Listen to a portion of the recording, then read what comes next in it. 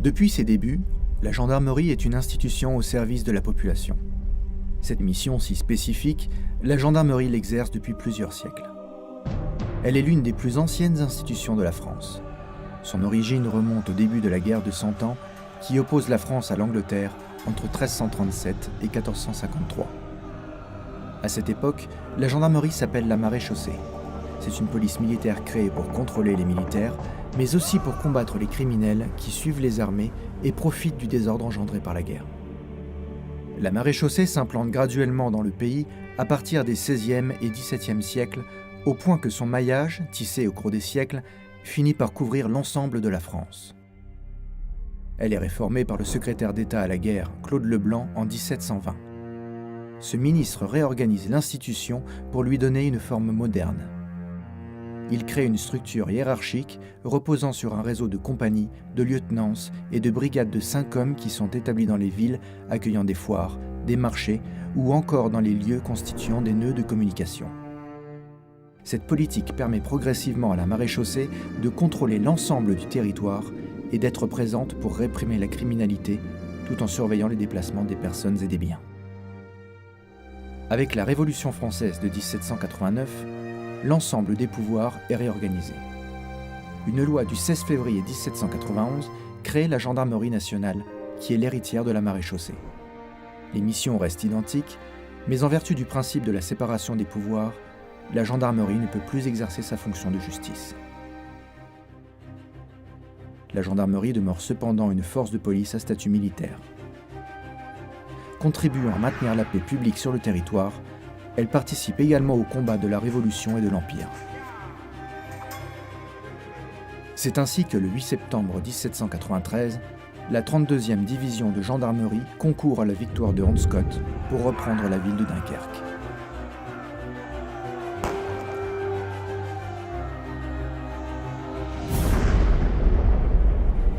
Avec Napoléon et sous les ordres du maréchal Moncey, le premier inspecteur général, ce sont 6500 gendarmes qui participent au combat en Espagne, où l'institution s'illustre notamment contre les Anglais lors de la bataille de Villodrigo, le 23 octobre 1812. Ce caractère militaire est réaffirmé tout au long du 19e et du 20e siècle. Les victoires inscrites au drapeau de la gendarmerie sont autant de symboles de l'engagement des soldats de la loi dans les combats de la France. Au XXe siècle, les gendarmes sont présents au moment de la Première Guerre mondiale, en organisant la mobilisation des soldats et en exécutant leur mission de prévôt aux armées. Ces gendarmes se battent encore en 1940 et au moment de la libération de la France entre 1944 et 1945. Ils s'engagent aussi en masse au cours des guerres de la décolonisation en Indochine notamment, où 654 d'entre eux sont tués, ou encore durant la guerre d'Algérie. Cette participation de la gendarmerie au conflit se poursuit aujourd'hui encore dans le cadre de ses interventions à l'étranger, où son rôle consiste à assurer la sécurité des populations locales et à veiller au respect du droit international. La gendarmerie est également une force qui œuvre au profit de l'État et le protège contre les agressions. Tout d'abord, elle est chargée du maintien de l'ordre public. Déjà, la maréchaussée fait preuve de modération dans la répression des émeutes, notamment lors de la guerre des Farines en 1775. La mission de maintien de l'ordre se poursuit au XIXe siècle et la gendarmerie participe au rétablissement de l'ordre lors de la crise des inventaires en 1905 et 1906 ou encore lors des révoltes viticoles du Midi en 1907 qui défrayent l'actualité de la Belle Époque. Mais surtout, le pouvoir crée, par une loi de finances du 21 juillet 1921, une force de gendarmerie spécialisée pour remplir cette mission délicate. Cette force est construite pour respecter les formes d'un maintien de l'ordre républicain visant à limiter l'emploi de la violence. Cependant, les manifestations de mai 1968, auxquelles la gendarmerie est confrontée, l'obligent à mener une réflexion sur ses modes d'action. La création d'un centre de perfectionnement de la gendarmerie mobile le 1er avril 1969 à Saint-Astier permet de mieux former le personnel et d'expérimenter de nouveaux matériels, mais aussi des techniques de maintien de l'ordre plus adaptées. La maréchaussée, puis la gendarmerie, œuvrent au profit des citoyens en les protégeant contre la criminalité. Cette mission multiséculaire remonte quasiment aux origines de l'institution. En effet, une déclaration du roi de 1536 l'autorise à arrêter et à juger tous les délinquants, qu'ils soient civils ou militaires. Cette organisation, sans cesse perfectionnée, permet par exemple au maréchal des logis Vasseur d'opérer, sous le Directoire, l'arrestation de la bande d'Orgères, un véritable gang composé de criminels qui brûlent les pieds de leurs victimes pour leur faire avouer où ils cachaient leurs économies. La police judiciaire connaît de profondes mutations après 1945. La multiplication des unités, comme les brigades de recherche qui apparaissent en 1945 ou les sections de recherche en 1975, permettent à la gendarmerie de professionnaliser son action. L'Institut de recherche criminelle, créé en 1990, symbolise d'une certaine manière cette spécialisation de la gendarmerie qui lui vaut d'être à la pointe de la police scientifique. Son expertise permet de résoudre rapidement des enquêtes complexes, comme dans l'affaire Flactif au Grand Bornand en 2003, où les gendarmes arrêtent l'auteur et les complices d'un crime sordide. Ces missions au service des citoyens font véritablement partie des gènes de la gendarmerie, qui a opéré de véritables mues pour s'adapter continuellement aux défis du temps.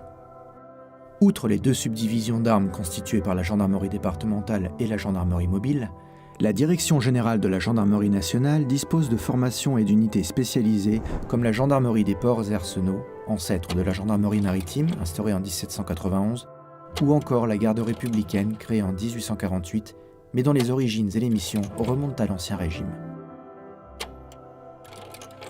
Une police de la route est créée en 1928 pour permettre la mise en place d'une politique de prévention et de répression propre à lutter contre la délinquance routière et les hécatombes qu'elle produit au sein de la population. La gendarmerie agit sur l'ensemble du territoire et notamment dans les zones de montagne. Pour protéger les vacanciers et les alpinistes, des unités de montagne sont créées dès 1958.